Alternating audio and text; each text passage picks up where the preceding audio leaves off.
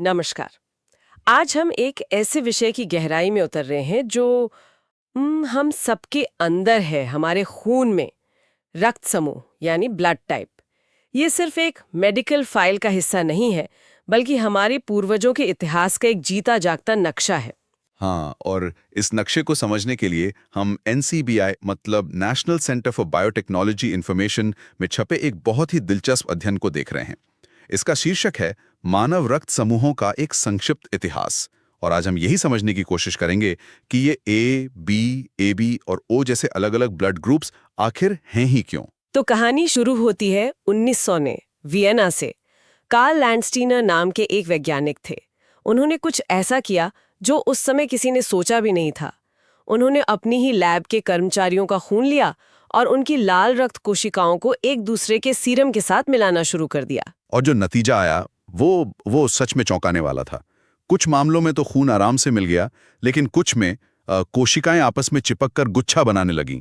इसी को एग्लूटिनेशन कहते हैं। सही। और यही वो आहा वाला पल था जब पहली बार पता चला कि हर इंसान का खून एक जैसा नहीं होता। बिल्कुल। और सोचे, इस एक खोज के बिना मतलब आज ब्लड ट्रांसफ्यूजन या सर्जरी वो कैसी होती। कल्पना करना भी मुश्किल है। लैंडस्टीनर ने इन ग्रुप्स को नाम दिया ए, बी और सी। सी, ये तो मैंने सुना नहीं। हाँ, सी नाम ज्यादा चला नहीं। बाद में इसका नाम बदलकर ओ रख दिया गया। अच्छा। ऐसा इसलिए क्योंकि उन्होंने देखा कि इस ग्रुप में ए और बी वाले मार्कर थे ही नहीं। तो ओ जर्मन शब्द ओने से आया, जिसका मतलब है बिना या शून्य। अच्छा। और दिलचस्प बात यह है कि चौथा ग्रुप ए बी वो तो लैंडस्टीनर के छात्रों ने कुछ समय बाद खोजा था। तो लैंडस्टीनर ने हमें ये तो बता दिया कि क्या है, पर अब सबसे बड़ा सवाल आता है क्यों। मतलब हम सब के पास एक ही तरह का खून क्यों नहीं है? ये अलग अलग ब्लड टाइप आए कहाँ से? हाँ, और यहां से ये विषय और भी गहरा हो जाता है। ये ब्लड ग्रुप्स कोई नई चीज नहीं है, ये बहुत बहुत प्राचीन है। इतने प्राचीन कि हम इन्हें अपने प्राइमेट रिश्तेदारों के साथ भी साझा करते हैं। एक मिनट, क्या मतलब? मतलब जैसे ज्यादातर चिंपैंजी ए टाइप के होते हैं और गोरिल्ला बी टाइप के। सच में? तो इसका मतलब ये हुआ कि ब्लड टाइप का जो ये कॉन्सेप्ट है ये इंसानों से भी पुराना है। ये तो विकास की कहानी को और भी पेचीदा बना देता है। बिल्कुल। तो इंसानों में ये कैसे फैला? इसी को लेकर स्रोत में 3 बड़ी परिकल्पनाएं हैं। पहली को प्राथमिक जातियों की परिकल्पना कहते हैं। इसके मुताबिक ब्लड टाइप शुरू में भौगोलिक रूप से बटे हुए थे। जैसे टाइप ए यूरोप में, बी एशिया में और ओ अमेरिका में। और फिर बाद में जब लोग एक जगह से दूसरी जगह गए तो ये सब आपस में मिल गए। ठीक है, ये तो काफी सरल लगता है, पर क्या यही एक थ्योरी है? नहीं, दूसरी परिकल्पना कहती है कि ओ हमारा मूल मतलब ओरिजिनल रक्त समूह था। ओ ओरिजिनल था, हाँ। और लाखों सालों में हुए जेनेटिक बदलावों मतलब म्यूटेशन से ए और बी बने। इस बात को इस तथ्य से भी बल मिलता है कि कुछ प्राचीन आबादियों जैसे मूल अमेरिकी और एस्किमो में आज भी ओ टाइप की मौजूदगी 75 से 100% तक है। ये दिलचस्प है, लेकिन आपने कहा कि तीसरी परिकल्पना ठीक इसके उलट है कि ए बी सबसे पुराना था।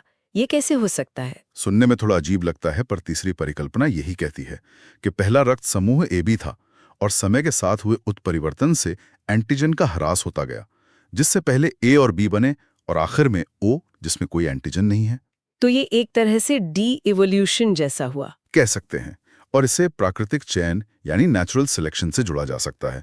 हो सकता है कि ओ ब्लड टाइप वाले लोग कुछ संक्रामक रोगों के प्रति ज्यादा प्रतिरोधी हों, जिससे उन्हें जीवित रहने में मदद मिली। आपने एंटीजन का जिक्र किया, इसे थोड़ा सरल शब्दों में समझा सकते हैं? जरूर। आप एंटीजन को लाल रक्त कोशिकाओं पर लगे छोटे छोटे झंडों की तरह सोच सकती हैं। ए टाइप के खून में ए झंडा, बी में बी झंडा, ए बी में दोनों झंडे और ओ में कोई झंडा नहीं होता। अच्छा, इसीलिए ब्लड ट्रांसफ्यूजन के लिए मैचिंग इतनी जरूरी है। बिल्कुल। हमारा इम्यून सिस्टम किसी भी बाहरी या अनजान झंडे पर हमला कर देता है। मुझे ये बात हैरान कर रही है।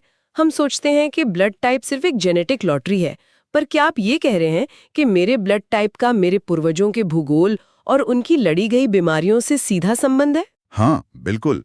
दुनिया भर में रक्त समूहों का जो ये वितरण है, ये सिर्फ एक संयोग नहीं है। ये जलवायु, ऊंचाई और खास तौर पर बीमारियों जैसे पर्यावरणीय दबावों का नतीजा है। किसी इलाके का जो प्रमुख ब्लड ग्रुप है, वो असल में उन प्राचीन महामारियों से बची हुई आबादी का एक निशान है। वाह! तो हमारा रक्त सिर्फ जीव विज्ञान नहीं है, ये एक इतिहास की किताब है। इसकी हर एक बूंद में हमारे पूर्वजों के प्रवास, उनके संघर्ष और उनके जिंदा रहने की कहानी छिपी है। और ये एक महत्वपूर्ण सवाल भी उठाता है।